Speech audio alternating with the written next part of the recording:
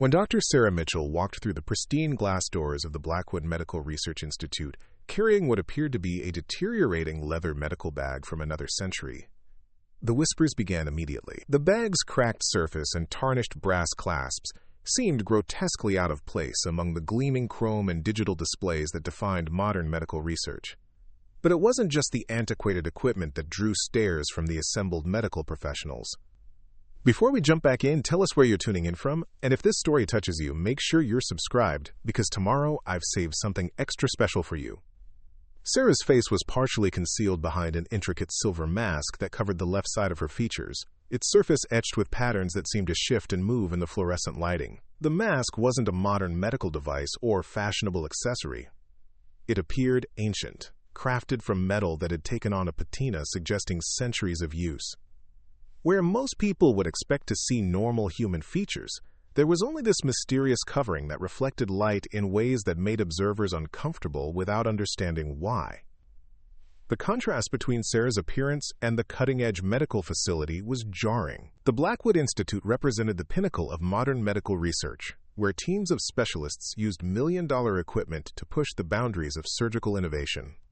Every surface gleamed with sterile perfection, every instrument represented the latest in technological advancement, and every researcher had credentials from the most prestigious medical schools in the world. Sarah's presence seemed to violate the unspoken aesthetic requirements of such an environment. Her medical bag looked like something that belonged in a museum display about primitive surgical practices, while her mask suggested either serious facial trauma or an eccentric attempt to draw attention through theatrical presentation. Neither possibility impressed the assembled medical professionals who had gathered for the quarterly Surgical Innovation Conference. Dr. Marcus Whitman, the Institute's chief of surgical research, made little effort to hide his disdain as he watched Sarah navigate through the registration area. His perfectly pressed lab coat and meticulously groomed appearance represented everything the medical establishment valued about professional presentation. When he spoke to his colleagues, his voice carried the authority of someone who had built his reputation on maintaining the highest standards of medical excellence. "I don't know who approved her application for this conference," Whitman muttered to Dr. Jennifer Phillips, his assistant director. "We're here to discuss breakthrough surgical techniques, not accommodate whatever attention-seeking behavior this represents. Look at that equipment she's carrying. It's embarrassing to have such primitive tools in a facility dedicated to advancing medical science." Phillips nodded in agreement, though she found herself studying Sarah with curiosity rather than dismissal. There was something about the way Sarah moved through the space that suggested complete comfort with her surroundings, despite the obvious hostility her appearance was generating. She handled her antique medical bag with the familiarity of someone who had used its contents countless times, and her posture conveyed confidence that seemed inconsistent with someone seeking attention through theatrical presentation. The registration desk created another moment of tension when Sarah presented credentials that seemed to contradict everything about her appearance. Her medical license indicated graduation from Johns Hopkins with specialization in trauma surgery, followed by advanced training at Massachusetts General Hospital. Her publication record included articles in peer-reviewed journals that Phillips recognized as highly respected within the surgical community. The documentation suggested expertise that should have earned immediate respect from any medical professional. Yet the physical presentation remained deeply unsettling. The mask's intricate patterns seemed to move independently of Sarah's head movements, creating optical effects that made sustained eye contact impossible. The medical bag's worn leather surface was marked with stains that could have been anything from decades-old blood to chemicals used in procedures that contemporary medicine had abandoned. Everything about Sarah's equipment suggested practices that modern medicine had evolved beyond, yet her credentials indicated mastery of current techniques. Dr. Amanda Foster, a trauma surgeon from Chicago General, approached the registration area while Sarah was completing her paperwork. Foster had built her reputation on innovative approaches to emergency surgical procedures, and she prided herself on recognizing talent regardless of unconventional presentation. But even her professional open-mindedness was challenged by Sarah's appearance. "Excuse me," Foster said, addressing Sarah directly despite the discomfort she felt looking at the mask. "I noticed your publication record includes work on emergency trauma procedures. I'm curious about your experience with field surgery under extreme conditions." Sarah's response was immediate and professionally articulate, delivered in a voice that carried the calm authority of someone accustomed to making life-or-death decisions under pressure. My training focused on surgical techniques that remain effective when conventional medical infrastructure is unavailable. Sometimes the most advanced techniques are also the most fragile, requiring equipment and conditions that emergency situations don't provide.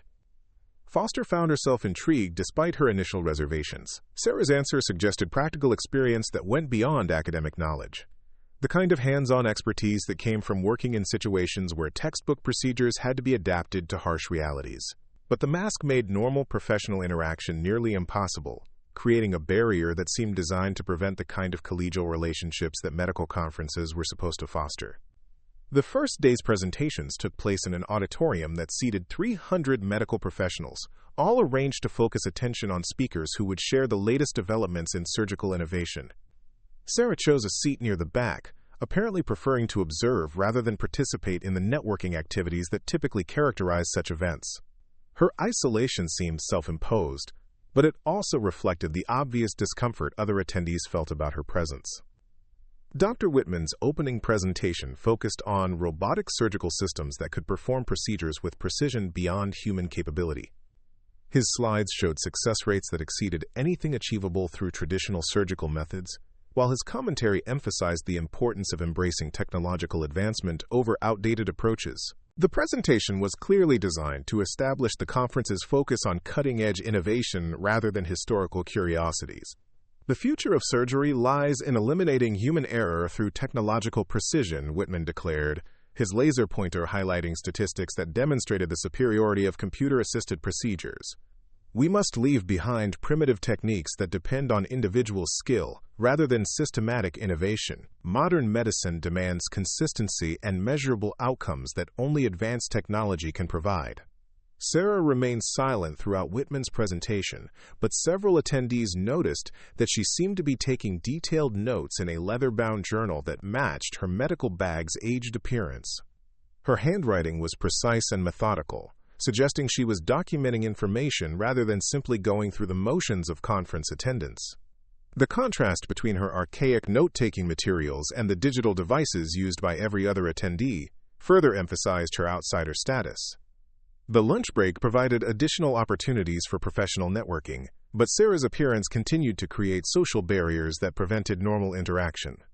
Conversations would pause when she approached groups of colleagues, not from deliberate rudeness but from the genuine discomfort her masked face created. Medical professionals were accustomed to dealing with facial trauma and surgical disfigurement, but Sarah's mask suggested something beyond medical necessity. Dr. Robert Chen, a plastic surgeon specializing in reconstructive procedures, made several attempts to engage Sarah in conversation about her mask's medical purpose. His professional curiosity was genuine, as he had treated patients with facial injuries that required similar protective covering during healing processes. But Sarah's responses remained vague, deflecting questions about the mask's function while steering conversations toward surgical techniques and emergency procedures. "The mask serves its purpose," Sarah would say when pressed for details. "Some injuries require protection that conventional medicine doesn't understand. Traditional approaches to healing sometimes conflict with modern expectations about normal appearance." Preparing and narrating this story took us a lot of time, so if you are enjoying it, subscribe to our channel. It means a lot to us. Now, back to the story. Chen found these responses frustratingly ambiguous, but he recognized something in Sarah's tone that suggested deeper knowledge about facial trauma than most medical professionals possessed. Her comments about traditional healing approaches hinted at expertise in areas that contemporary medicine had largely abandoned, possibly including techniques that had been displaced by modern surgical methods. The afternoon sessions focused on emergency surgical procedures, with presentations from trauma surgeons who had developed innovative approaches to life-threatening injuries. Sarah's attention became noticeably more focused during these discussions, and her note-taking increased significantly when speakers addressed situations where conventional medical equipment was unavailable or insufficient. Dr. Lisa Rodriguez, an emergency room surgeon from Phoenix General, presented a case study involving a massive accident that had overwhelmed her hospital's surgical capacity. Her presentation detailed how traditional triage procedures had to be abandoned in favor of rapid response techniques that prioritize speed over precision. The cases she described involved injuries so severe that conventional surgical approaches would have been inadequate, even under optimal conditions. We learned that some emergency situations require abandoning textbook procedures in favor of techniques that prioritize immediate survival over long-term cosmetic results, Rodriguez explained, her slides showing before and after photographs that demonstrated both the success and limitations of emergency surgical interventions. Sometimes the most important surgical skill is knowing when standard procedures won't work and having alternatives that can function under impossible conditions. Sarah's reaction to Rodriguez's presentation was the first time she had shown visible engagement with the conference content. She leaned forward in her seat, her note-taking becoming more intensive, and for the first time, other attendees noticed her nodding in apparent agreement with the speaker's conclusions. The change in her body language suggested recognition of concepts that aligned with her own experience, though her mask continued to prevent any readable facial expressions. The day's final presentation came from Dr. James Sullivan, a military surgeon who had developed battlefield surgical techniques for treating injuries that civilian hospitals rarely encountered. His presentation included graphic documentation of procedures performed under combat conditions, where surgical success was measured by immediate survival rather than long-term recovery outcomes. The techniques he described required skills that went far beyond what most civilian surgeons ever needed to develop. Military surgery taught me that the most sophisticated surgical techniques are useless if they can't be performed with minimal equipment under maximum stress, Sullivan stated, his presentation showing photographs of procedures performed in field hospitals with resources that would be considered inadequate by civilian standards. The surgeons who saved the most lives were those who could achieve critical results using whatever tools were available, not those who depended on optimal conditions and advanced equipment. Sarah's response to Sullivan's presentation was unmistakable. She sat straighter in her chair, her note-taking became rapid and detailed, and several attendees noticed that she seemed to be documenting specific techniques rather than general concepts. Her engagement with Sullivan's content suggested familiarity with the types of challenging conditions he was describing, though her background indicated civilian rather than military medical training. As the first day's sessions concluded, Sarah gathered her materials with the same methodical precision she had displayed throughout the day. Her leather journal was now filled with detailed notes, and her medical bag showed signs of having been carefully reorganized during breaks between presentations. She moved toward the exit with purpose, apparently uninterested in the networking reception that most attendees would attend. Dr. Phillips, who had been observing Sarah throughout the day, approached her before she could leave the auditorium. Her professional curiosity had been building as she watched Sarah's reactions to various presentations, particularly her obvious engagement with emergency surgical techniques and battlefield medicine. Dr. Mitchell, Phillips said, using the name from Sarah's registration materials, "I noticed your interest in Dr. Sullivan's battlefield surgical techniques. I'm curious about your background in emergency medicine. Your responses suggest experience with extreme surgical conditions."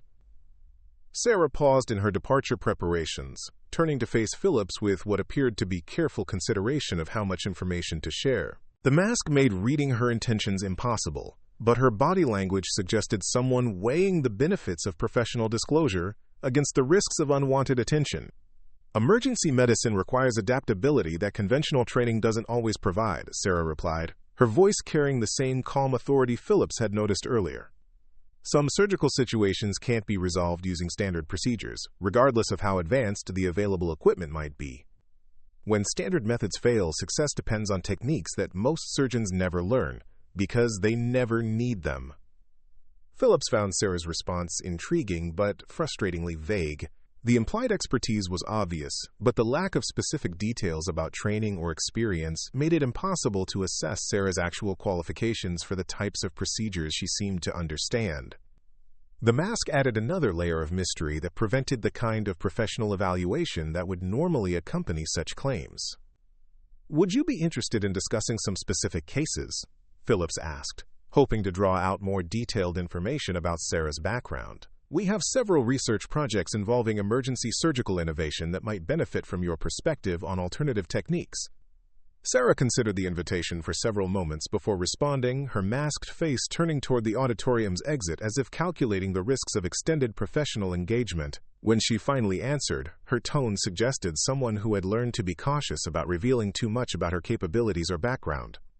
I appreciate the invitation, but my techniques are often considered unconventional by contemporary medical standards. Most research institutions prefer approaches that can be easily standardized and replicated, rather than methods that depend on individual adaptation to unique circumstances. With that response, Sarah continued toward the exit, leaving Phillips with more questions than answers about her background, training, and the mysterious mask that seemed to define her professional presentation.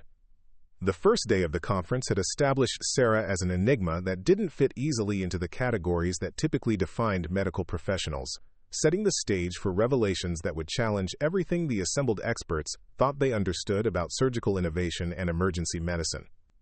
That evening, Phillips found herself unable to concentrate on the conference materials she had planned to review. Sarah Mitchell's cryptic responses and obvious expertise in unconventional surgical techniques had created questions that demanded answers. Phillips had built her career on identifying innovative approaches to medical challenges, and something about Sarah's presence suggested knowledge that could revolutionize emergency medicine if properly understood. Phillips began her investigation in the most obvious place: medical databases containing information about practicing surgeons and their backgrounds.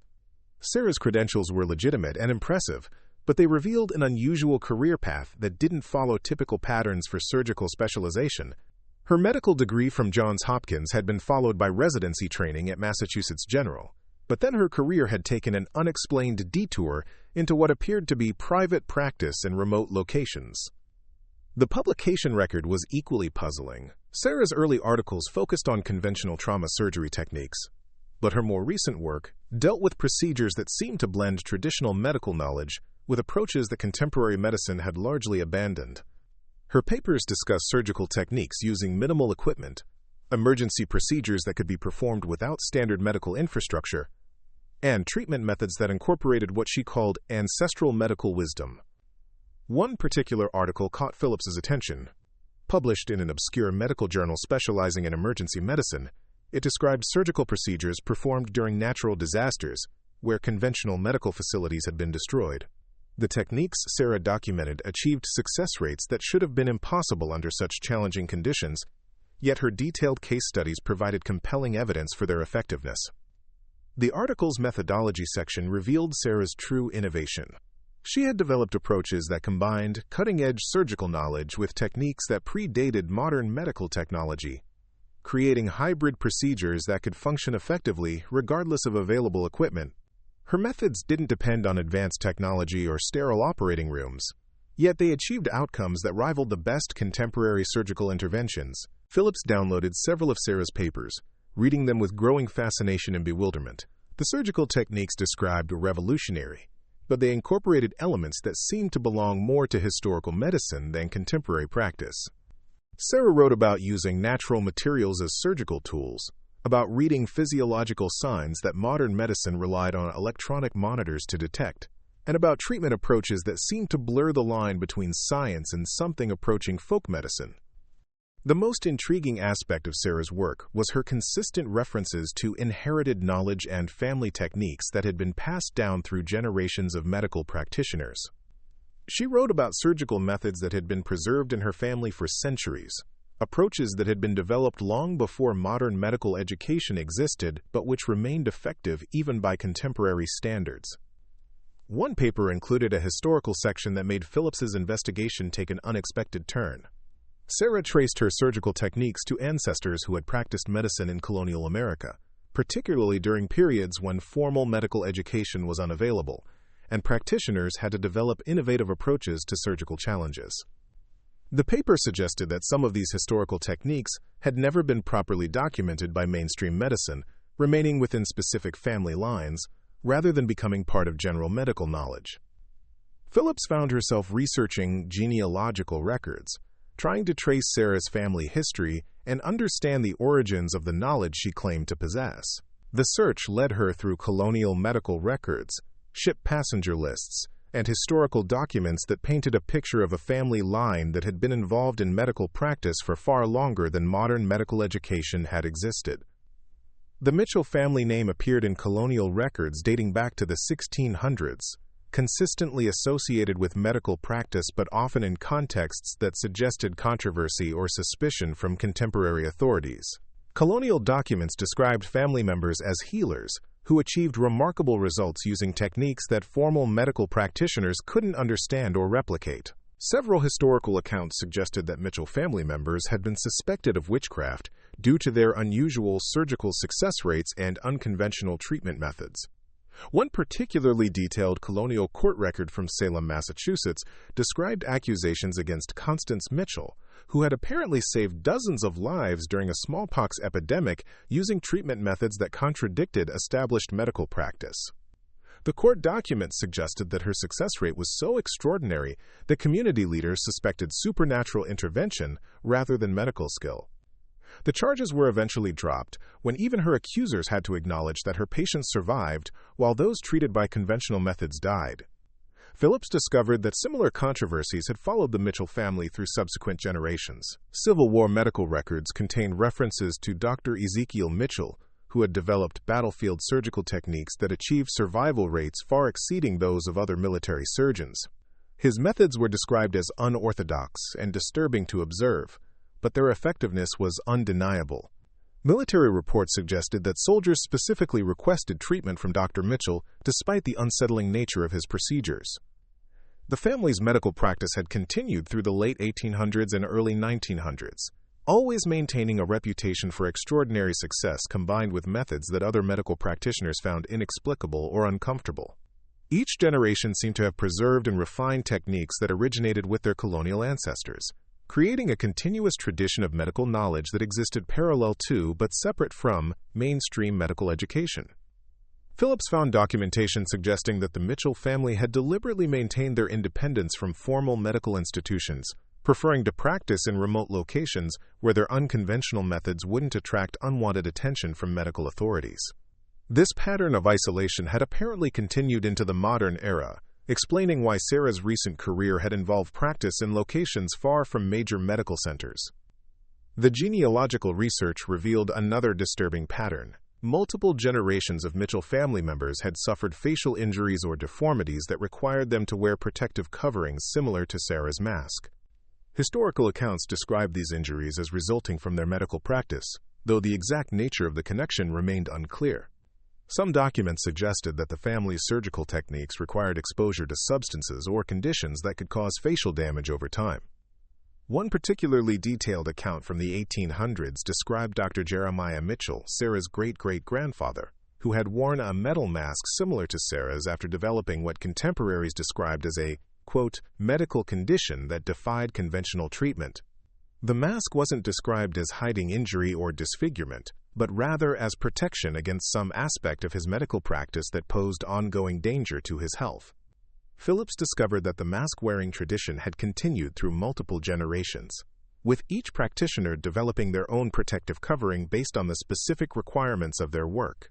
The masks weren't simply medical devices or cosmetic coverings, but appeared to be essential equipment for practicing the family's inherited surgical techniques. The documents suggested that the masks protected against hazards that mainstream medicine hadn't encountered and didn't understand. Research into the mask's construction led Phillips to historical records of metalworking techniques that had been used to create medical instruments in pre-industrial America. The Mitchell family had apparently maintained relationships with craftsmen who could create specialized medical equipment according to designs that had been preserved within the family for generations. The masks were custom-made for each practitioner, incorporating metals and alloys that had specific properties related to their medical work. Phillips found references to the masks in colonial documents that described them as necessary protection against the sight of opened flesh and the emanations of surgical work. These descriptions suggested that the Mitchell family's surgical techniques involved exposure to something that required protection beyond what conventional medical practice encountered.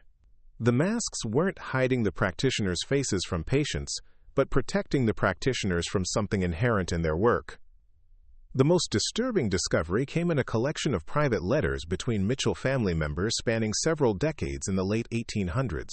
The correspondence discussed the family's surgical techniques in detail, revealing approaches that went far beyond conventional medicine. The letters described procedures that achieved extraordinary results by incorporating what they called deep anatomical knowledge that allowed them to perform surgical interventions that other practitioners couldn't attempt. These letters suggested that the Mitchell family's techniques required practitioners to perceive aspects of human anatomy that weren't visible through conventional medical examination. They wrote about seeing through flesh and reading the hidden structures that guided their surgical decisions. The correspondence implied that this enhanced perception came with significant personal cost, requiring protective measures that included the metal masks and isolation from conventional medical practice. One letter from Dr. Nathaniel Mitchell to his son described the family's surgical gift as both a blessing and a curse. He wrote about the responsibility of preserving knowledge that could save lives, but also about the personal sacrifice required to practice techniques that separated practitioners from normal human interaction. The letter suggested that the mask wasn't just protective equipment, but a symbol of the isolation that came with possessing medical knowledge that others couldn't understand or accept. Phillips discovered that the Mitchell family's medical practice had been documented by outside observers who had witnessed their surgical techniques firsthand. These accounts, written by conventional medical practitioners, describe procedures that seemed to violate basic principles of surgical practice, yet achieved results that were undeniably successful. The observers consistently reported feeling disturbed by what they witnessed, though they couldn't articulate exactly what made the Mitchell technique so unsettling. A particularly detailed account from Dr. Harrison Blackwell, a conventional surgeon who had observed Dr. Jeremiah Mitchell's work in 1847, described surgical procedures that seemed to anticipate internal anatomical structures before they were exposed through incision. Dr. Blackwell wrote about Mitchell's apparent ability to navigate internal anatomy with precision that suggested knowledge of each patient's specific internal configuration before surgery began. Dr. Blackwell's account suggested that Mitchell's surgical success came from an ability to perceive internal structures that weren't visible through conventional examination methods. The account described Mitchell as performing procedures with confidence that seemed to come from direct visual knowledge of internal anatomy, even in areas that hadn't yet been surgically exposed. This enhanced perception allowed Mitchell to avoid complications that would have been unavoidable for surgeons relying on conventional examination techniques. The historical documents Phillips discovered painted a picture of a family that had preserved medical knowledge from an era when the line between medicine and other forms of healing practice wasn't clearly established. The Mitchell techniques seemed to represent a continuation of pre-scientific medical approaches that had been refined and preserved through generations of practice, creating capabilities that modern medicine couldn't replicate or fully understand. Phillips realized that Sarah's presence at the conference represented far more than an eccentric practitioner with unconventional equipment. She was apparently the current inheritor of medical knowledge that had been preserved for centuries, techniques that could potentially revolutionize emergency medicine if they could be understood and integrated with contemporary practice. But the historical pattern of controversy and isolation surrounding the Mitchell family suggested that their knowledge came with complications that mainstream medicine might not be prepared to accept. The evening's research had transformed Philip's curiosity about Sarah into something approaching obsession. She had uncovered evidence of medical capabilities that seemed to transcend the limitations of conventional surgical practice, but which also appeared to require personal sacrifices that most medical practitioners would find unacceptable. The Mitchell family's history suggested that their surgical gift was inseparable from the isolation and protective measures that had defined their practice for generations. Phillips found herself wondering whether Sarah's reluctance to discuss her background stemmed from awareness that her family's medical techniques were too radical for contemporary acceptance. The historical pattern of suspicion and controversy suggested that Mitchell family members had learned to be cautious about revealing their capabilities, preferring isolation to the professional scrutiny that their success might attract. As Phillips concluded her research, she realized that tomorrow's conference sessions would provide an opportunity to observe Sarah with a new understanding of what her presence represented. The masked surgeon wasn't simply an eccentric practitioner with unusual equipment, but potentially the inheritor of medical knowledge that could change emergency medicine forever, if the medical establishment could overcome its instinctive rejection of approaches that challenged fundamental assumptions about surgical practice. The second day of the conference began with Dr. Sarah Mitchell arriving earlier than any other attendee, her ancient leather medical bag in hand, and her silver mask reflecting the morning light streaming through the Institute's floor-to-ceiling windows. She had chosen a different seat this time, closer to the front of the auditorium, as if her previous day's observations had convinced her that closer proximity to the presentations would be necessary for whatever purpose had brought her to the conference. Dr. Phillips watched Sarah's arrival with newfound intensity, her overnight research having transformed her perception of the masked surgeon from curiosity to something approaching reverence mixed with apprehension. The historical documentation she had uncovered suggested that Sarah represented medical capabilities that existed nowhere else in contemporary practice, but also implied personal costs that most practitioners would find unacceptable. Phillips had arrived early specifically to observe Sarah's preparation routine, hoping to gain insight into the techniques that had made the Mitchell family legendary among those who knew their history. What she witnessed defied her expectations and challenged her understanding of modern medical practice in ways that she was still struggling to process. Sarah's preparation began with the careful unpacking of her leather medical bag, revealing instruments that appeared to be centuries old yet maintained in perfect functional condition. Each tool was wrapped in aged cloth that showed evidence of meticulous care spanning generations. The instruments themselves were unlike anything Phillips had seen in contemporary medical practice, combining recognizable surgical elements with modifications that seemed to serve purposes she couldn't identify. The scalpels were crafted from metal that had taken on a distinctive patina, their blades shaped in ways that differed subtly from modern surgical knives. The handles were longer than contemporary instruments, carved with intricate patterns that might have been decorative or might have served functional purposes related to grip and control. Each scalpel was slightly different from the others, as if they had been individually crafted for specific types of procedures rather than mass-produced for general surgical use. Phillips noticed that Sarah handled each instrument with ritualistic precision, examining the blades for sharpness and checking the handles for any sign of damage or wear.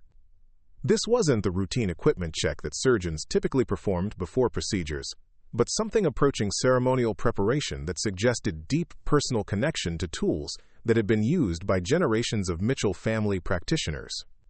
The forceps and clamps in Sarah's collection showed similar individual craftsmanship, each designed for specific functions that weren't immediately apparent to someone trained in conventional surgical techniques. Some were delicate enough for microsurgery, while others appeared robust enough for major trauma procedures. The variety suggested that Mitchell family techniques required specialized tools that couldn't be purchased from contemporary medical supply companies. Most intriguing were instruments that Phillips couldn't identify at all. They appeared to be surgical tools, but their design and function were unlike anything she had encountered in 20 years of medical practice. Some resembled probes or exploratory instruments, but with modifications that seemed to serve purposes beyond conventional surgical needs. Others looked like specialized lighting devices, though they showed no evidence of electrical components or battery power. Sarah's preparation routine extended beyond equipment inspection to what appeared to be mental and physical conditioning exercises. She sat motionless for several minutes, her masked face turned upward, as if listening for sounds that others couldn't hear. Her breathing became deep and rhythmic, following patterns that seemed designed to achieve specific physiological states rather than simple relaxation. Phillips observed that during these breathing exercises, Sarah's posture changed in subtle ways that suggested preparation for physical demands that went beyond normal surgical procedures. Her shoulders settled into positions that would optimize fine motor control, while her hands performed stretching movements that seemed designed to enhance sensitivity and precision. The routine suggested that Mitchell family techniques required physical preparation that conventional surgical training didn't address. The morning's first presentation focused on robotic surgical systems that could perform procedures with precision beyond human capability. Dr. Whitman's slides demonstrated success rates that exceeded traditional surgical methods, while his commentary emphasized the importance of eliminating human variables through technological standardization. The presentation was clearly designed to establish technological supremacy over individual surgical skill. Sarah's reaction to Whitman's presentation was markedly different from her previous day's passive observation. She leaned forward in her seat, taking detailed notes that seemed to focus on the limitations, rather than the advantages of robotic surgical systems. Her body language suggested professional disagreement with Whitman's conclusions, though she remained silent throughout his presentation. During the question period following Whitman's presentation, Sarah raised her hand for the first time since arriving at the conference. The auditorium fell silent as she stood, her masked face turning toward the presenter with what appeared to be professional challenge rather than academic curiosity. "Dr. Whitman," Sarah said, her voice carrying across the auditorium with clarity that commanded attention. "Your robotic systems achieve impressive precision under optimal conditions, but how do they perform when those conditions aren't available? Emergency surgical situations often require adaptability that program systems can't provide. Whitman's response revealed the condescension that many attendees had noticed in his interactions with practitioners who questioned technological supremacy. Dr. Mitchell, modern emergency medicine is about creating optimal conditions rather than accepting suboptimal ones. We use technology to eliminate the variables that make emergency surgery dangerous, rather than developing techniques that accommodate those variables. Sarah's response was immediate and delivered with authority that surprised everyone in the auditorium. What happens when creating optimal conditions isn't possible?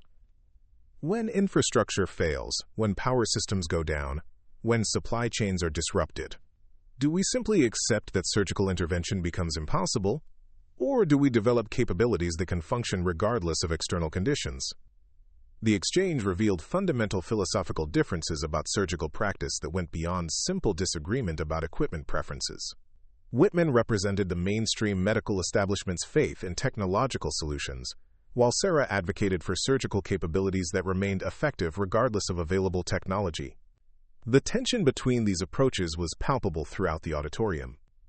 Phillips noticed that several attendees were taking notes on Sarah's questions rather than Whitman's answers, suggesting that her challenges to technological dependency resonated with practitioners who had encountered situations where advanced equipment had failed or been unavailable. Emergency room physicians and trauma surgeons seemed particularly interested in Sarah's emphasis on adaptability and self-sufficiency. The morning's second presentation came from Dr. Elizabeth Torres, who had developed telemedicine systems that allowed expert surgeons to guide procedures performed by less experienced practitioners in remote locations. Her slides showed successful operations performed with technological assistance that bridged the gap between expert knowledge and local availability. The presentation emphasized how technology could extend surgical expertise beyond geographical limitations. Sarah's attention during Torres's presentation was intense, but her note-taking suggested focus on different aspects than those emphasized by the presenter. While Torres discussed technological solutions for knowledge transfer, Sarah seemed to be documenting the underlying surgical challenges that made such systems necessary. Her interest appeared to center on the fundamental problems rather than the technological responses to those problems. During the lunch break, Phillips made a deliberate decision to approach Sarah directly, hoping that her overnight research would provide common ground for professional discussion. She found Sarah in a quiet corner of the Institute's cafeteria, methodically eating lunch while reviewing notes in her leather-bound journal. The journal's pages were filled with detailed observations written in handwriting that showed the careful precision of someone accustomed to documenting complex technical information. Dr. Mitchell, Phillips said, settling into the chair across from Sarah's table, I spent some time last night researching your family's medical history. I found documentation going back to colonial America. Your ancestor Constance Mitchell's work during the Salem smallpox epidemic was remarkable. Sarah's reaction was immediate and guarded. She closed her journal carefully and studied Phillips with what appeared to be an assessment of how much sensitive information might need to be disclosed. When she spoke, her voice carried wariness that suggested extensive experience with unwanted professional scrutiny. Historical medical practices are often misunderstood by contemporary standards, Sarah replied carefully. My family's techniques have been preserved because they work, not because they conform to modern expectations about how medical practice should be conducted. Phillips pressed forward, hoping to demonstrate that her research had been conducted with professional respect rather than sensational curiosity. The documentation I found suggests that your family developed surgical techniques that achieved success rates far exceeding contemporary medical practice. The Civil War records of Dr. Ezekiel Mitchell's battlefield surgery show survival rates that shouldn't have been possible with 1860s medical technology. Sarah's posture shifted slightly, suggesting recognition that Phillips had discovered substantial information about Mitchell family history. Her response revealed awareness that their conversation had moved beyond casual professional exchange into territory that required careful consideration of what information could safely be shared. My family's techniques have always been controversial because they don't depend on external technology or conventional medical infrastructure, Sarah said, her voice taking on the tone of someone who had explained this many times before. When surgical success comes from individual capability rather than institutional support, it challenges assumptions about how medical practice should be organized and controlled. Phillips realized that Sarah's reluctance to discuss her background stemmed from awareness that Mitchell family techniques represented challenges to fundamental principles of contemporary medical organization. Their independence from institutional support systems threatened the technological dependency that defined modern medical practice, making them inherently controversial regardless of their effectiveness. The conversation was interrupted by an announcement over the Institute's public address system, requesting all conference attendees to report to the main auditorium for an emergency briefing.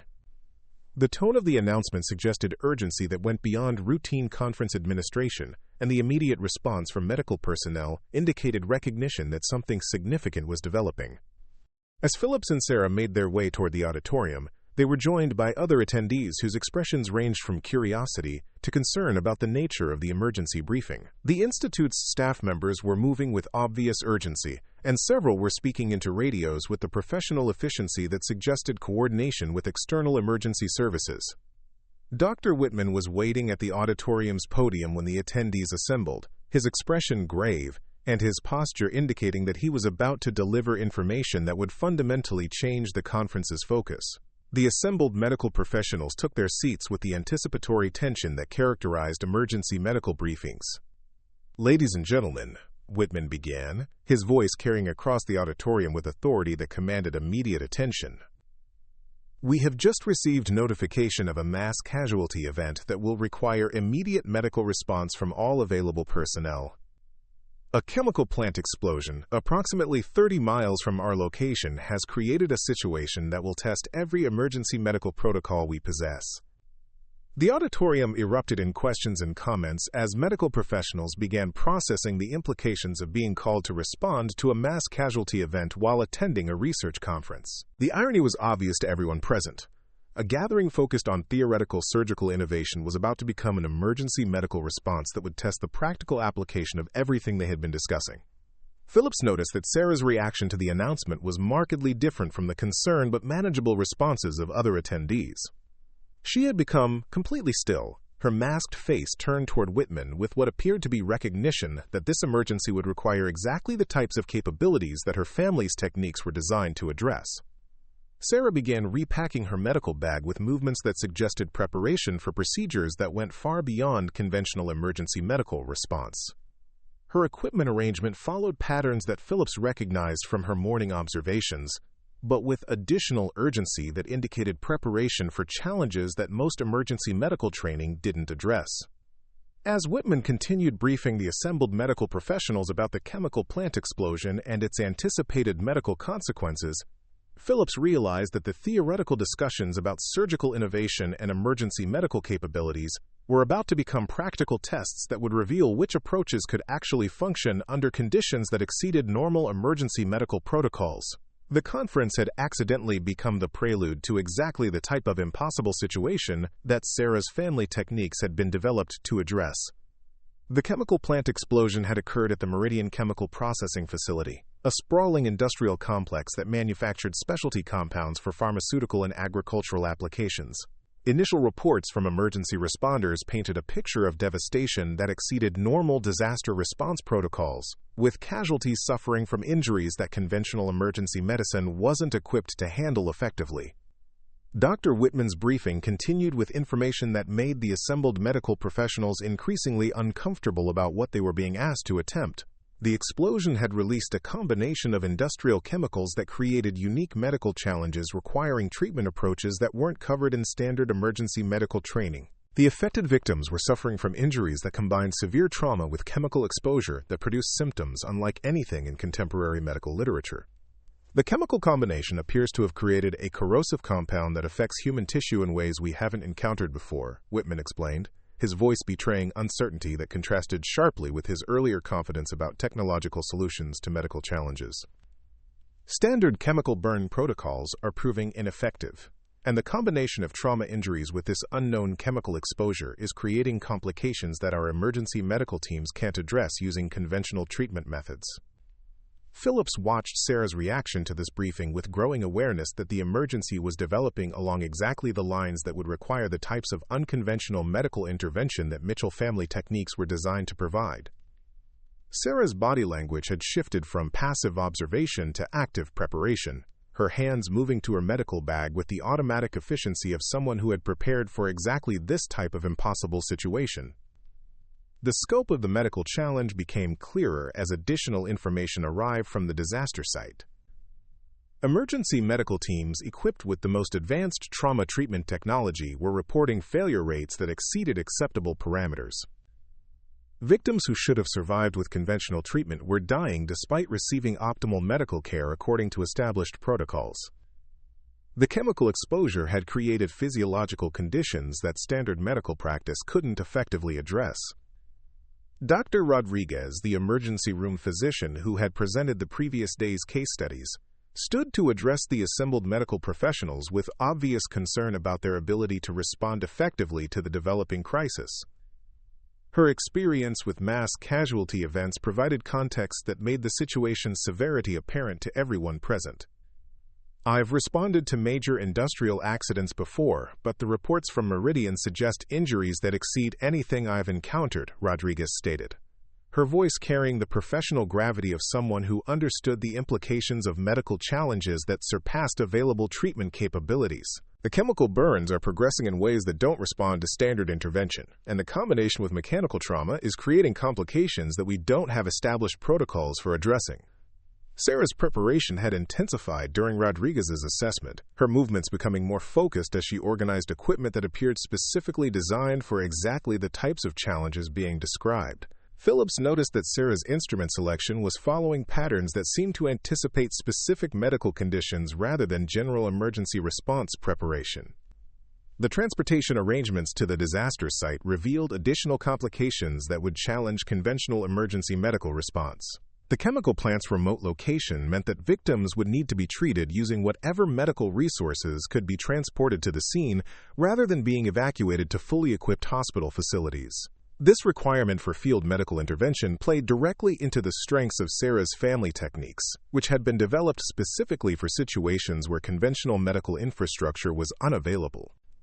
Dr. Sullivan, the military surgeon who had presented battlefield medical techniques, volunteered to coordinate the medical response team's organization and transportation. His experience with field medical operations provided essential leadership for a situation that was rapidly exceeding civilian emergency medical protocols. His assessment of the logistical challenges facing the medical response was sobering. "We're looking at a minimum 2-hour round trip to transport victims to the nearest trauma center equipped to handle chemical exposure cases," Sullivan reported, consulting information he had received from emergency management coordinators.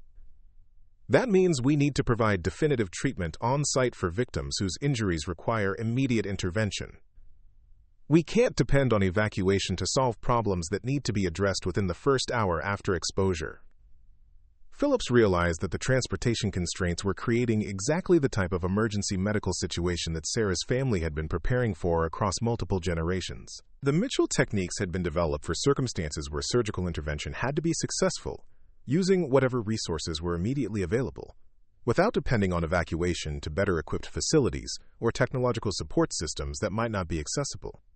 The first helicopter loads of medical personnel began departing for the disaster site within an hour of the initial briefing, carrying equipment and supplies that represented the best available emergency medical technology. Phillips had volunteered for the second wave of responders, hoping to observe how conventional medical approaches would perform under conditions that seemed designed to exceed their capabilities. Sarah had volunteered for immediate deployment with the first response team, her equipment prepared and her demeanor suggesting confidence that contrasted sharply with the obvious uncertainty displayed by other medical volunteers. She moved toward the helicopter landing area with purpose that indicated familiarity with emergency deployments under challenging conditions. The flight to the Meridian facility took 43 minutes, during which radio communications from the disaster site painted an increasingly grim picture of medical challenges that were proving resistant to conventional treatment approaches. The first medical teams to arrive had established triage areas and begun treatment protocols, but their initial reports indicated failure rates that suggested fundamental inadequacy of standard emergency medical techniques. "We're seeing chemical burns that continue to progress despite standard neutralization and treatment protocols," came one radio report from the disaster site. "The tissue damage is following patterns that don't match any chemical exposure we've documented previously. Standard burn treatment isn't just ineffective, it seems to be accelerating tissue destruction in some cases." Phillips found herself reviewing everything she had learned about Sarah's family medical techniques, wondering whether the Mitchell approaches might provide solutions for challenges that contemporary medicine couldn't address. The historical documentation had consistently described extraordinary success rates under conditions that exceeded contemporary medical capabilities. But Phillips had never imagined she would witness circumstances where such capabilities might be essential, rather than merely academic curiosities. The helicopter's approach to the Meridian facility revealed the scope of the disaster that awaited the medical response teams. The chemical plant's main processing building had been completely destroyed, with debris scattered across an area that extended far beyond the facility's normal operational boundaries. Emergency response vehicles filled what had been the plant's parking area, their flashing lights creating a chaotic visual environment that suggested organizational challenges as severe as the medical ones. The medical triage area had been established in the facility's administrative building, which had suffered structural damage but remained functional enough to provide shelter for emergency medical operations. As Phillips disembarked from the helicopter, she could see medical personnel moving with the urgency that characterized overwhelmed emergency response, their body language indicating stress levels that suggested problems beyond normal disaster response parameters. Dr. Chen, the plastic surgeon who had attempted to engage Sarah in conversation about her mask, approached Phillips immediately upon her arrival at the triage area. His expression revealed frustration and concern that made the severity of the medical challenges immediately apparent. "We're losing patients who should be survivable with conventional treatment," Chen reported, his voice carrying the strain of medical professionals confronting failure rates that exceeded acceptable parameters. "The chemical exposure is creating tissue damage that progresses regardless of intervention, and the combination with trauma injuries is producing complications that we don't have effective treatment approaches for."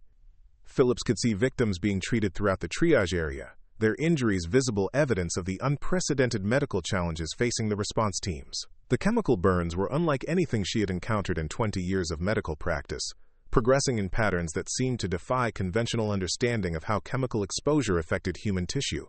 The standard protocols for chemical burn treatment appeared not just ineffective but potentially counterproductive.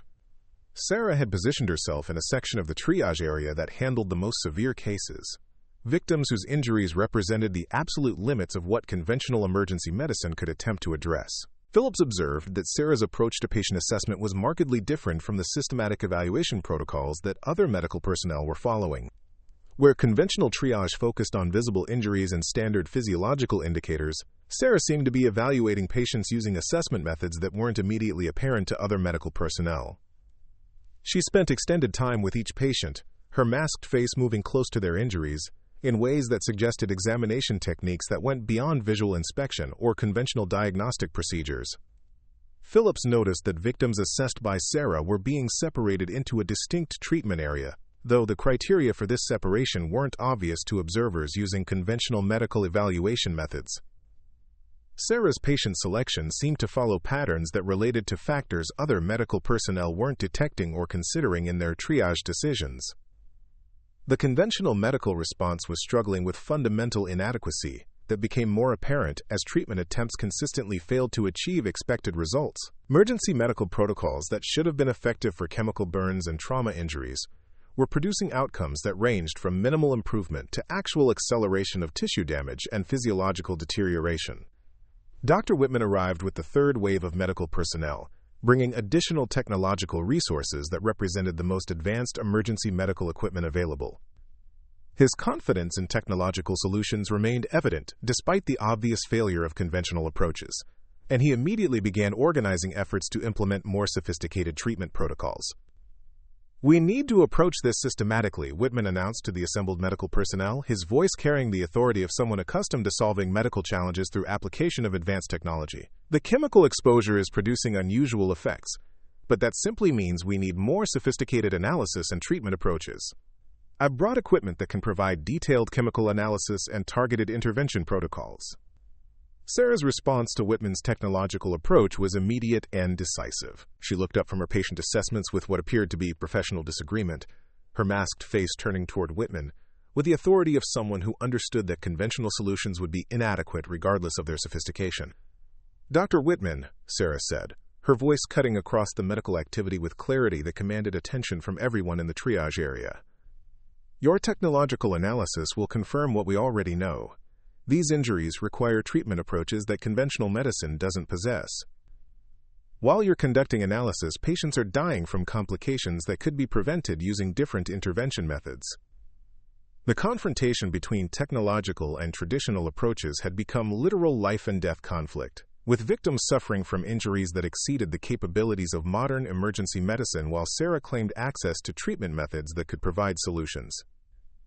The assembled medical personnel found themselves witnessing a professional challenge that would determine whether conventional medical training was adequate for emergency situations that exceeded normal parameters. Phillips realized that the chemical plant disaster had created exactly the type of impossible medical challenge that would require capabilities beyond contemporary practice. The victim's survival depended on treatment approaches that existed nowhere in current medical protocols, making Sarah's family techniques potentially the only available solution for injuries that conventional medicine couldn't address. The rejected practitioner with antiquated equipment had become the last hope for victims whose lives hung in the balance between technological inadequacy and traditional knowledge that modern medicine had abandoned.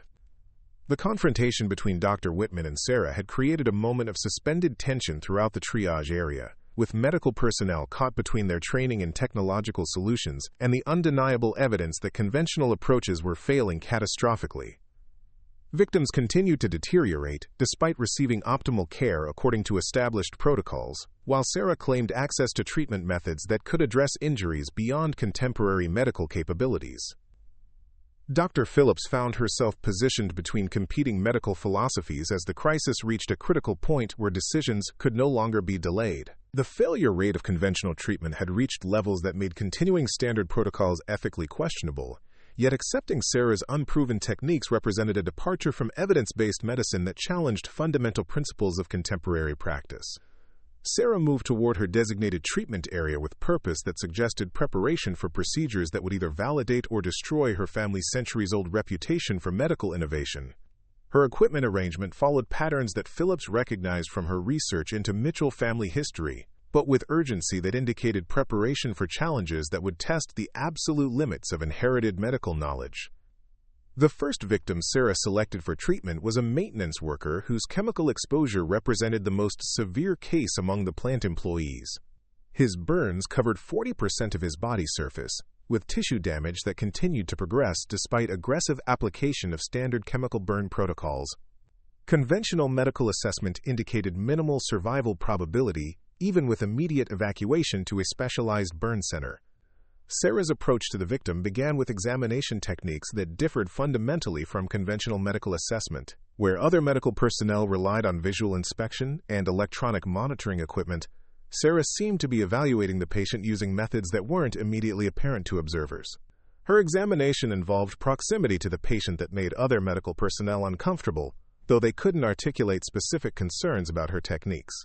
Phillips positioned herself where she could observe Sarah's procedures while maintaining enough distance to avoid interfering with treatment that represented the victim's only remaining hope for survival. What she witnessed challenged every assumption about surgical practice that her medical training had established, revealing capabilities that seemed to transcend the normal limitations of human perception and intervention.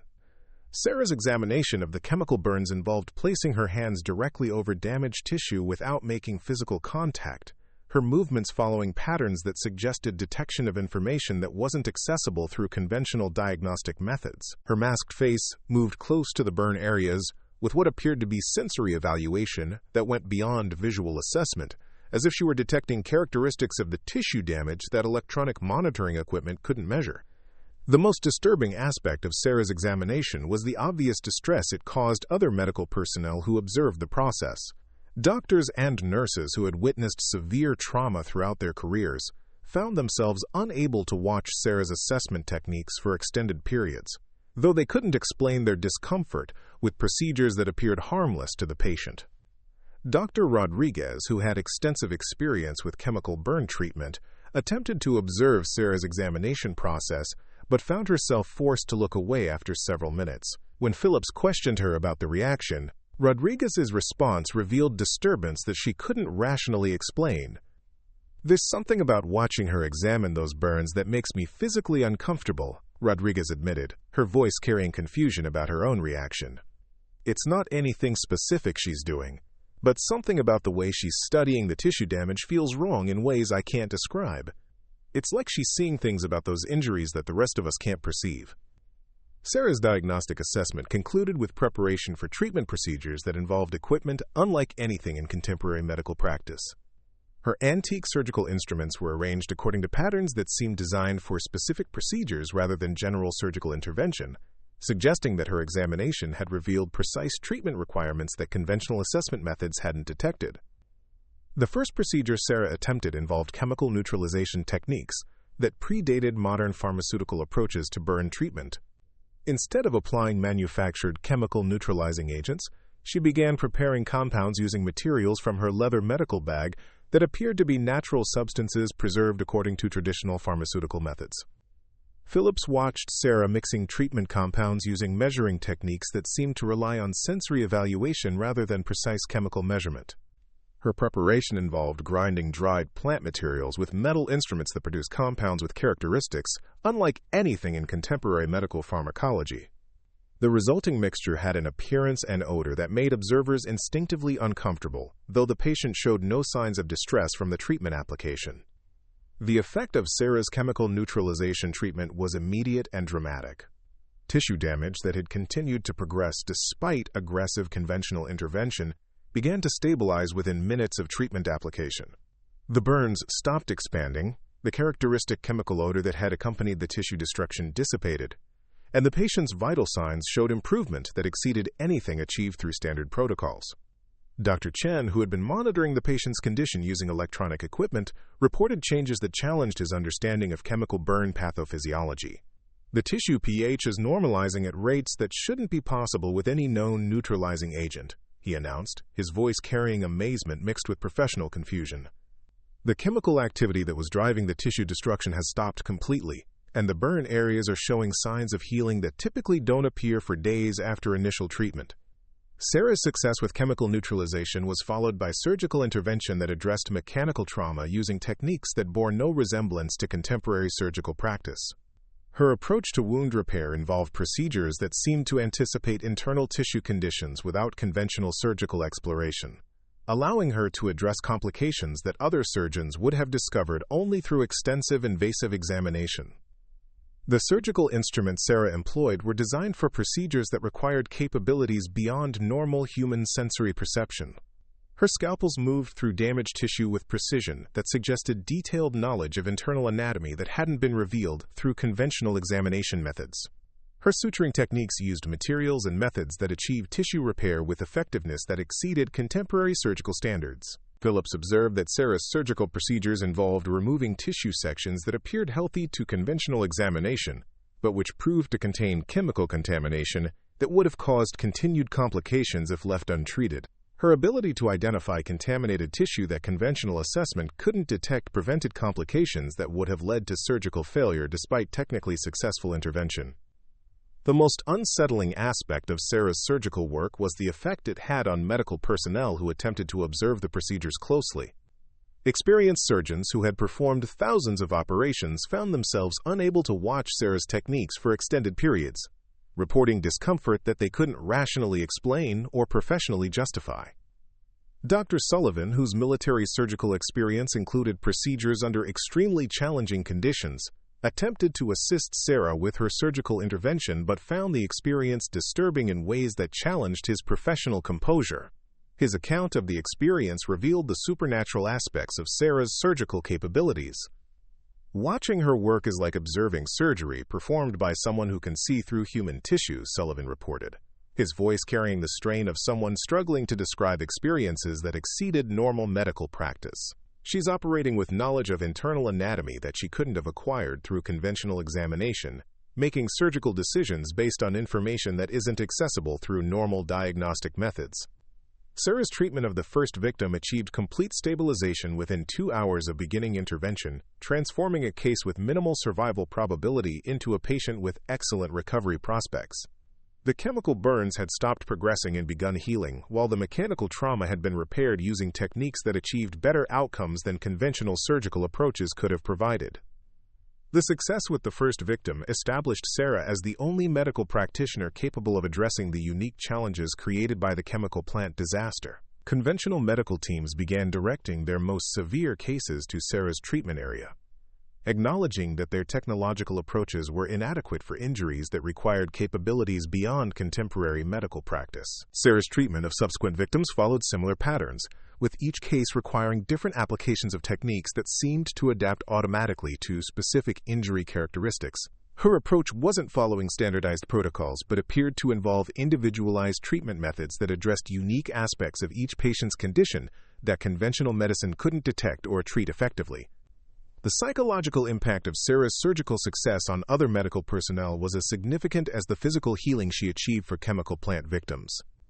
Doctors and nurses who had built their careers on technological medical approaches found themselves witnessing treatment methods that achieved better outcomes, using techniques that challenged fundamental assumptions about how medical practice should be conducted.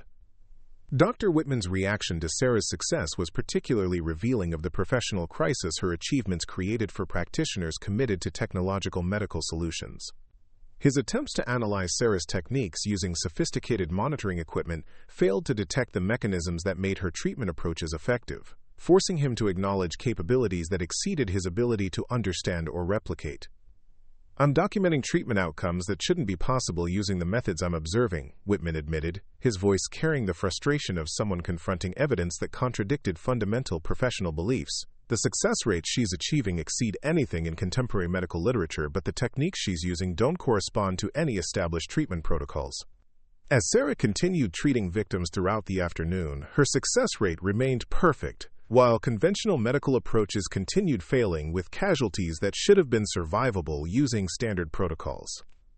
The contrast between technological inadequacy and traditional effectiveness became impossible to ignore, forcing even the most skeptical medical personnel to acknowledge that Sarah possessed capabilities that contemporary medicine couldn't match or explain. Phillips realized that she was witnessing a demonstration of medical knowledge that had been preserved across centuries specifically for situations that exceeded the capabilities of contemporary practice. Sarah's family techniques weren't primitive alternatives to modern medicine, but represented advanced approaches that had been developed for challenges that technological medical solutions couldn't address effectively. The chemical plant disaster had created the perfect conditions for demonstrating that some medical challenges required human capabilities that technology couldn't replicate or replace. Sarah's inherited knowledge represented the culmination of generations of medical innovation that had been preserved in anticipation of exactly the types of impossible situations that modern medicine would eventually encounter, but couldn't solve using conventional approaches. The evacuation helicopters began arriving at sunset, carrying survivors whose recovery defied every prediction that conventional medical assessment had made about their survival prospects. Victims who had been classified as terminal cases 6 hours earlier were being transported to specialized medical facilities with stable vital signs and healing trajectories that exceeded anything documented in contemporary medical literature. The transformation was so dramatic that receiving hospitals initially questioned whether the patient identifications had been confused during the emergency response. Dr. Phillips accompanied the first helicopter transport, riding alongside victims whose recovery represented validation of medical techniques that contemporary practice had dismissed as primitive folklore. The contrast between their current condition and the hopeless prognosis that conventional medical evaluation had provided created cognitive dissonance that challenged fundamental assumptions about the limits of human surgical capability. The lead victim, the maintenance worker whose chemical burns had covered 40% of his body surface, was conscious and coherent during the helicopter flight, engaging in conversation that demonstrated neurological function that shouldn't have been possible given the severity of his initial injuries. His burn areas showed healing progress that typically required weeks of intensive treatment, achieved instead through hours of intervention using techniques that existed nowhere in contemporary medical education. Dr. Chen, who had monitored the victim's treatment throughout Sarah's intervention, documented physiological improvements that challenged his understanding of human healing capacity. His detailed medical records provided objective evidence of recovery rates that exceeded anything in established medical literature, creating documentation that would force medical institutions to acknowledge capabilities they had previously considered impossible. "The tissue regeneration rates we're observing are unprecedented in human medicine," Chen reported via radio to receiving medical facilities, his voice carrying the amazement of someone witnessing phenomena that contradicted everything his training had taught him about human physiological limitations. We're seeing chemical burn recovery that should take months happening in hours, with tissue quality that exceeds what we typically achieve through optimal long-term treatment protocols. The helicopter flight provided Phillips with an opportunity to question the recovered victim about his experience during Sarah's treatment, hoping to gain insight into the patient's perspective on procedures that had disturbed medical observers despite achieving extraordinary success. The victim's account revealed aspects of Sarah's treatment that hadn't been apparent to medical personnel focused on technical procedures. "She knew things about my injuries that I hadn't told anyone," the victim explained, his voice steady despite the trauma he had experienced. "When she examined the burns, it was like she could see damage that went deeper than what showed on the surface. She warned me about complications that would have developed if she hadn't treated areas that looked fine to everyone else." The victim's description of Sarah's diagnostic capabilities suggested perception that extended beyond normal human sensory limitations, confirming observations that medical personnel had made but couldn't professionally acknowledge without challenging fundamental assumptions about the boundaries of medical practice. His account provided patient testimony that Sarah's techniques achieved results through methods that conventional medicine couldn't explain or replicate. Phillips realized that the victim's recovery represented more than successful emergency medical treatment. It constituted proof that medical knowledge preserved through generations of Mitchell family practice could address challenges that contemporary medicine encountered but couldn't solve using technological approaches. The success validated centuries of medical innovation that had been dismissed by institutions committed to standardized technological solutions. The arrival at University Medical Center created immediate controversy as receiving physicians encountered patients whose condition contradicted every expectation based on their initial injury reports. Emergency room staff had prepared for victims requiring intensive burn treatment and trauma surgery, instead receiving patients whose injuries had been stabilized using techniques that achieved better outcomes than their most advanced treatment protocols could provide. Dr. Amanda Foster, the trauma surgeon who had questioned Sarah's background during the conference, was part of the receiving medical team that evaluated the transported victims. Her initial assessment revealed healing progress that challenged her professional understanding of human recovery capabilities, forcing her to acknowledge that Sarah's techniques had achieved results that exceeded anything in her extensive emergency medicine experience. These patients show tissue repair and chemical neutralization that shouldn't be possible using any known medical intervention, Foster reported to hospital administrators, her voice carrying the professional conflict of someone forced to document evidence that contradicted established medical science. The treatment outcomes suggest capabilities that go beyond anything in contemporary medical education or practice. The hospital's documentation of victim recovery created official medical records that would permanently establish Sarah's treatment success in institutional databases. These records provided objective evidence that Mitchell family techniques could achieve results that technological medicine couldn't match, creating documentation that medical institutions couldn't dismiss or ignore, regardless of their comfort level with unconventional treatment approaches. News of the extraordinary recovery rates began spreading through medical networks within hours of the victim's arrival at receiving facilities. Emergency medicine physicians, burn treatment specialists, and trauma surgeons found themselves discussing treatment outcomes that challenged fundamental assumptions about the limits of medical intervention, creating professional conversations that acknowledged capabilities beyond contemporary practice. Dr. Sullivan, whose military medical experience provided context for understanding treatment under extreme conditions, began documenting Sarah's techniques for potential integration into military medical training.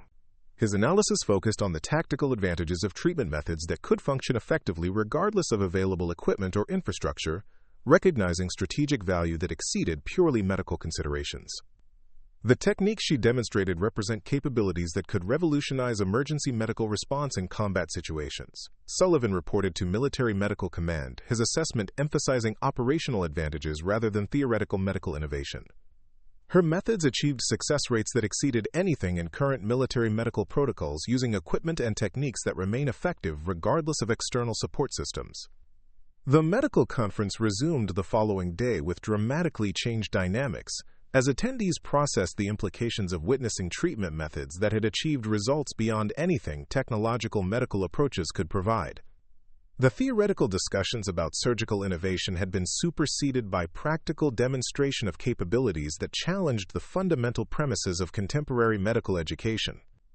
Dr. Whitman's opening address acknowledged the previous day's events with obvious reluctance, his comments revealing institutional discomfort with evidence that technological medical solutions had proven inadequate for challenges that traditional techniques could address effectively.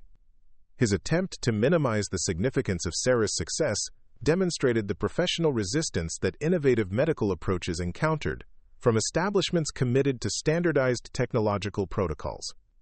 Yesterday's emergency response demonstrated the value of diverse approaches to medical challenges, Whitman stated, his carefully neutral language avoiding direct acknowledgement of Sarah's extraordinary success while recognizing that complete dismissal would lack credibility given the documented outcomes. We must remain open to examining techniques that achieve positive results, regardless of whether they conform to current technological standards. Sarah's return to the conference created an atmosphere of respectful attention that contrasted dramatically with the dismissive skepticism she had encountered upon her initial arrival. Medical professionals who had previously questioned her credentials and equipment now approached her with the deference typically reserved for recognized experts whose achievements had been validated through practical demonstration rather than theoretical presentation. The afternoon sessions focused on emergency medical innovation, with presentations that consistently referenced the previous day's chemical plant response as evidence that contemporary medical challenges required approaches beyond conventional technological solutions. Speakers acknowledged that extreme emergency situations might require capabilities that standard medical training didn't provide, creating institutional recognition that alternative techniques deserved serious professional consideration. Dr. Rodriguez presented a detailed analysis of the chemical plant medical response that documented the failure rates of conventional treatment protocols compared to Sarah's perfect success rate with victims whose injuries had exceeded the capabilities of standard emergency medicine. Her presentation provided objective evidence that challenged institutional assumptions about the superiority of technological medical approaches. The data demonstrates treatment outcomes that exceed anything in contemporary medical literature, Rodriguez reported, her slides showing recovery rates and healing progress that documented the extraordinary effectiveness of Sarah's techniques. We must acknowledge that some medical challenges require capabilities that exist outside current technological protocols, preserved through alternative knowledge traditions that complement rather than compete with contemporary practice. The presentation sparked professional discussions about integrating traditional medical knowledge with contemporary technological approaches, recognizing that some emergency situations required capabilities that neither approach could provide independently. The conversations represented institutional acknowledgement that medical innovation might require synthesis of ancient wisdom with modern technology, rather than replacement of traditional knowledge with technological solutions. Phillips found herself appointed to coordinate institutional research into Sarah's family techniques, tasked with developing protocols that could preserve and transmit Mitchell medical knowledge through contemporary medical education systems. The assignment represented official recognition that Sarah's capabilities warranted serious institutional study rather than dismissal as primitive curiosities.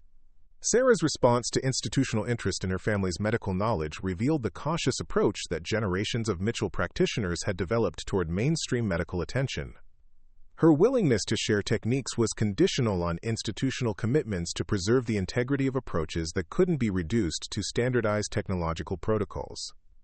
My family's techniques have been preserved because they work, not because they conform to contemporary expectations about medical practice, Sarah explained during preliminary discussions about institutional collaboration.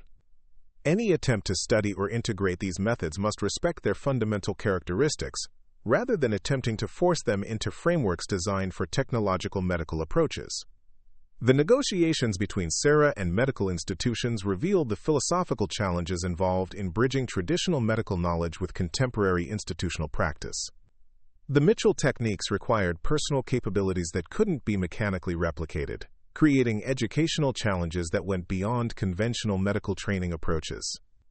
Dr. Martinez, a medical education specialist, began developing curriculum proposals that could incorporate Sarah's family knowledge into contemporary medical training, without compromising the essential characteristics that made Mitchell techniques effective.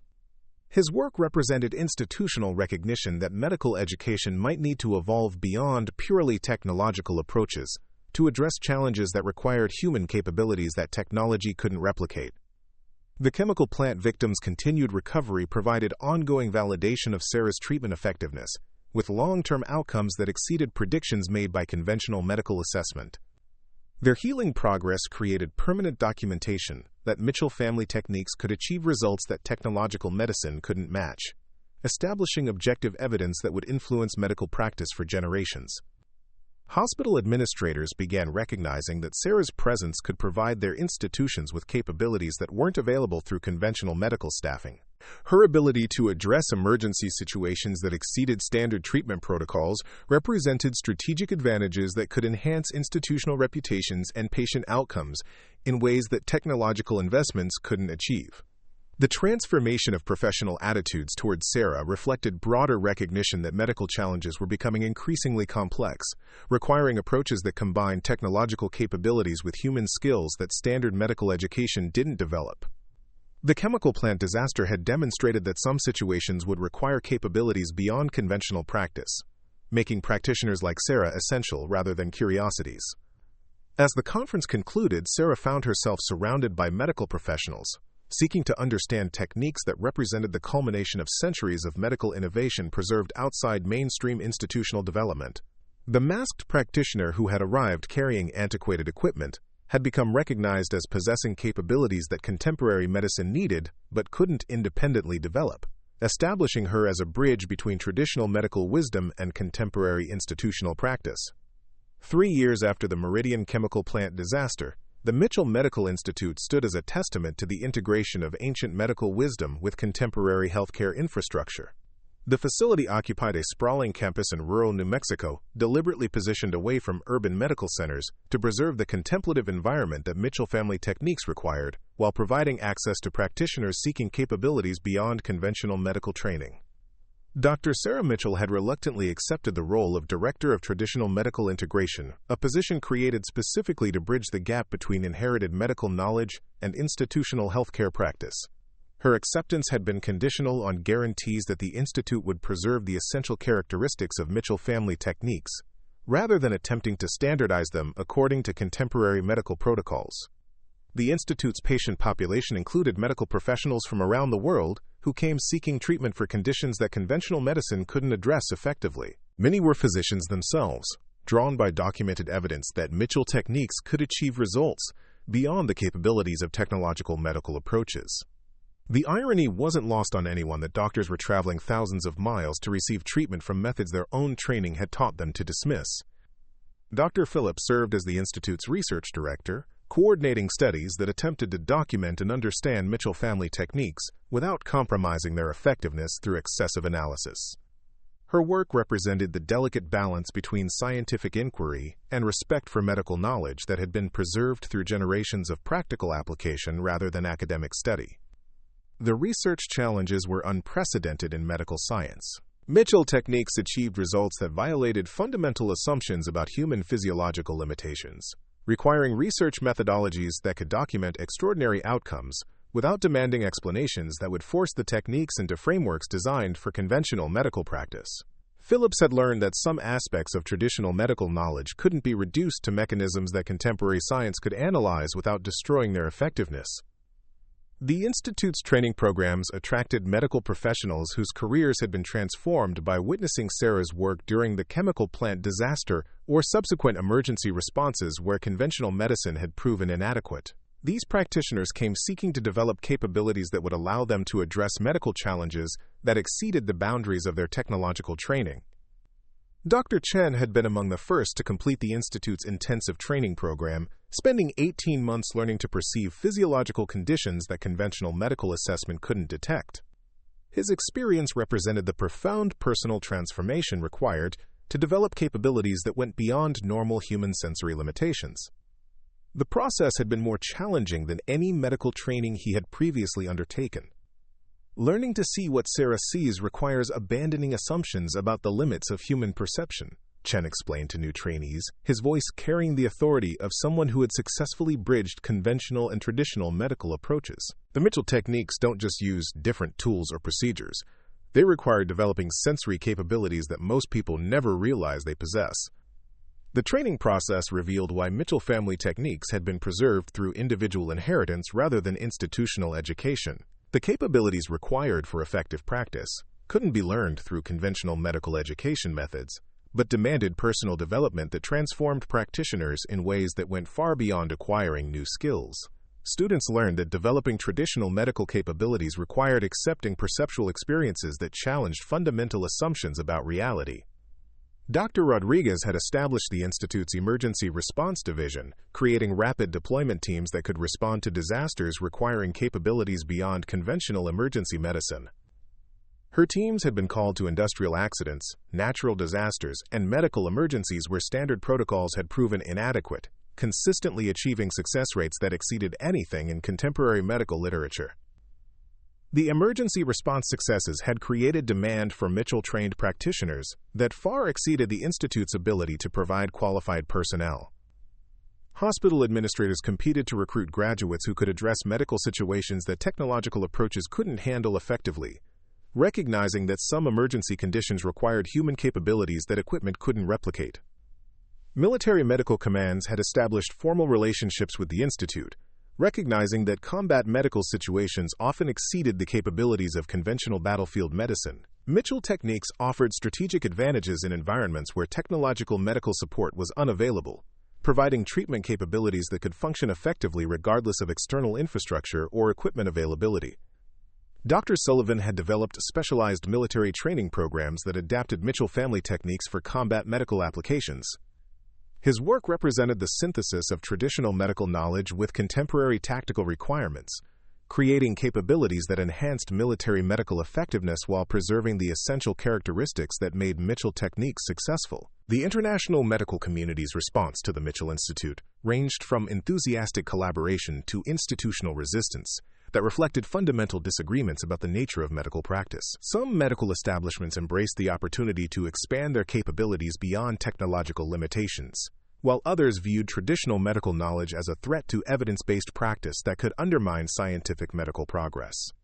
The World Health Organization had established a traditional medical integration committee to evaluate the potential for incorporating Mitchell techniques into international emergency medical protocols.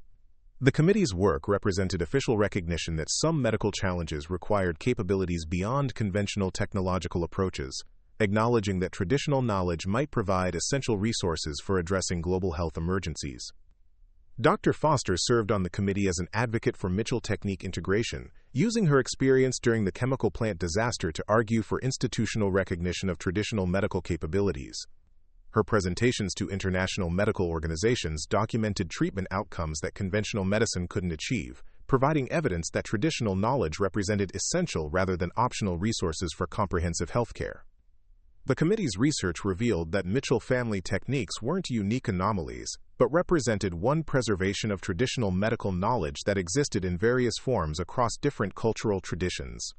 Similar capabilities had been maintained through family lineages, religious institutions, and cultural practices that operated parallel to but separate from conventional medical development. This discovery led to the establishment of the Global Traditional Medical Preservation Project, an international initiative to identify and document traditional medical knowledge before it was lost through cultural changes that favored technological medical approaches over inherited wisdom.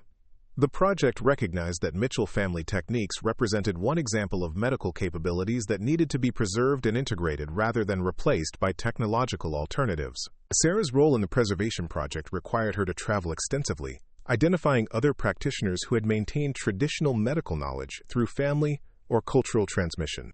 Her work revealed a hidden network of medical capabilities that existed throughout the world, preserved by individuals and communities who had maintained ancient techniques despite institutional pressure to adopt standardized technological approaches. The discoveries made through the preservation project challenged fundamental assumptions about medical progress, suggesting that technological advancement had displaced traditional knowledge that provided essential capabilities for addressing challenges that modern medicine couldn't handle effectively. The project documented treatment approaches that achieved results beyond contemporary medical capabilities, preserved through cultural traditions that had been dismissed as primitive or superstitious. One of the most significant discoveries involved a family of bone setters in rural Scotland, whose techniques for treating complex fractures achieved success rates that exceeded contemporary orthopedic surgery. Their methods involved manual manipulation combined with herbal preparations that promoted bone healing at rates that conventional medicine couldn't match, using knowledge that had been preserved through 15 generations of family practice. Another remarkable find was a community of herbalists in the Amazon basin who had developed pharmaceutical preparations that could treat diseases that conventional medicine considered incurable. Their techniques involved plant combinations that produced therapeutic effects beyond anything achievable through modern pharmaceutical approaches, using knowledge that had been preserved through cultural traditions spanning thousands of years. The Preservation Project's documentation efforts revealed that traditional medical knowledge represented a vast repository of human healthcare innovation that had been developed through centuries of practical application under conditions that contemporary medicine rarely encountered. This knowledge provided capabilities that could address medical challenges that technological approaches couldn't handle effectively, making preservation and integration essential for comprehensive healthcare development. Sarah's personal transformation through her work with the Preservation Project reflected the broader impact that traditional medical integration was having on contemporary healthcare understanding. Her role as a bridge between ancient wisdom and modern practice had evolved from defending her family's techniques to advocating for comprehensive recognition of traditional medical knowledge as an essential component of global healthcare capabilities. The Institute's success in treating conditions that conventional medicine couldn't address had created a new category of medical tourism, with patients traveling internationally to receive treatment using traditional techniques that offered hope for recovery when technological approaches had failed. These patients included medical professionals whose careers had been ended by conditions that conventional medicine couldn't treat, finding restoration through traditional knowledge that had been preserved specifically for such challenging situations. The long-term outcomes for chemical plant disaster victims continued to provide validation of Mitchell technique effectiveness, with recovery progress that exceeded all predictions made by conventional medical assessment. Their healing trajectories had become case studies in medical literature, documenting treatment outcomes that challenged fundamental assumptions about the limits of human recovery potential. Hospital systems began incorporating traditional medical consultation into their standard treatment protocols, recognizing that some conditions required capabilities beyond technological approaches. The integration created new medical specialties that combined conventional training with traditional knowledge, producing practitioners who could address challenges that neither approach could handle independently. Medical education institutions established traditional medical studies programs that attracted students seeking to develop capabilities beyond conventional technological training. These programs required longer educational commitments than standard medical degrees, but produced practitioners whose treatment capabilities exceeded anything available through conventional medical education.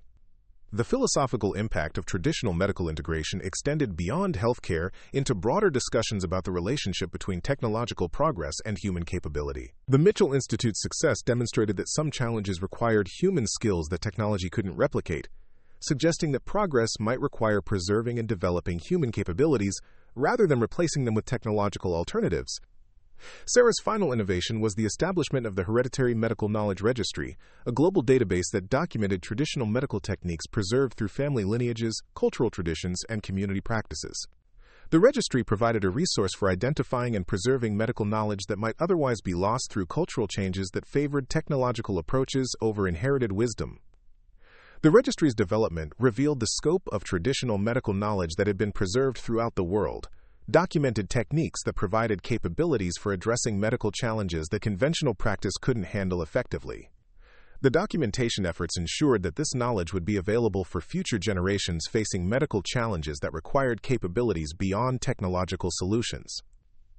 As Sarah stood in the Institute's memorial garden dedicated to the Mitchell family members who had preserved traditional medical knowledge through centuries of practice, she reflected on the transformation that had occurred since her arrival at the Blackwood Medical Research Institute. The masked practitioner who had been rejected for her unconventional appearance had become the catalyst for recognizing that medical innovation required preserving and integrating human capabilities that technology couldn't replace.